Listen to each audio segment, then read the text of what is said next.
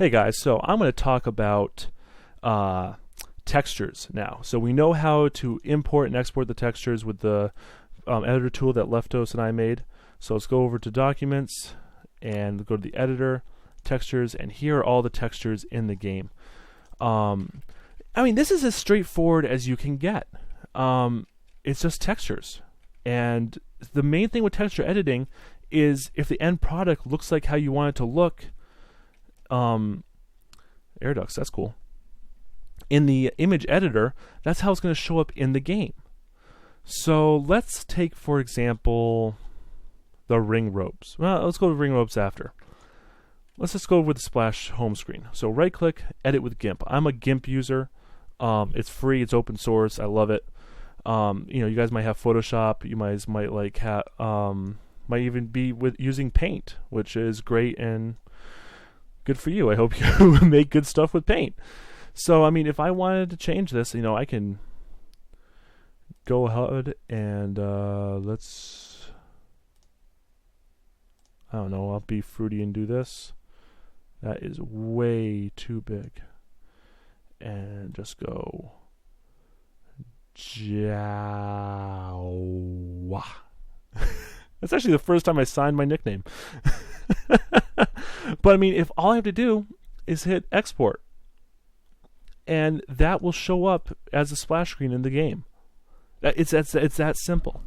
Now, where texture imaging is going to get complicated for you guys. Oh, before I forget, let's say the ring mat.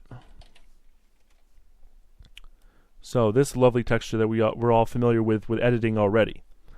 You can actually double the size or whatever size you want. You can change the size of this file. So it's 512 512, which was, that's an okay texture size. It's not that big though. Let's go over to the PWX and go to my player textures.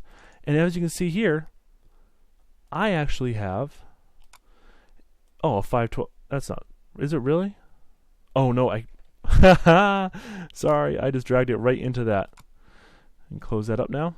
I actually have a 1024 by 1024 resolution ring mat in my game, and it just makes it look a little bit more cleaner, a little bit crisper. So you're allowed to change the image sizes if you want to.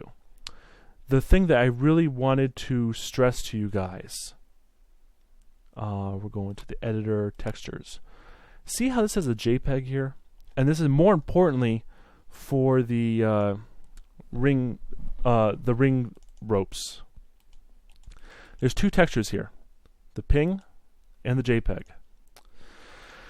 This JPEG file is a lie. It is a filthy lie. Let's load this up in Hex Workshop. See how this starts off with PNG IHDR? Let's minimize this. Let's open up the JPEG file, and we're going to hex edit it. PNG IHDR. They're actually, whoops. And if as long as I don't screw it up like that again, ha! There is no reason for that to be named that way, in my opinion. They are slightly different textures, but they're all the same thing. And the main thing to just know is that this JPEG is not a JPEG; it's a PNG file. So the easy way to edit this. So let's load up the ring rope. We'll do what I did in my game.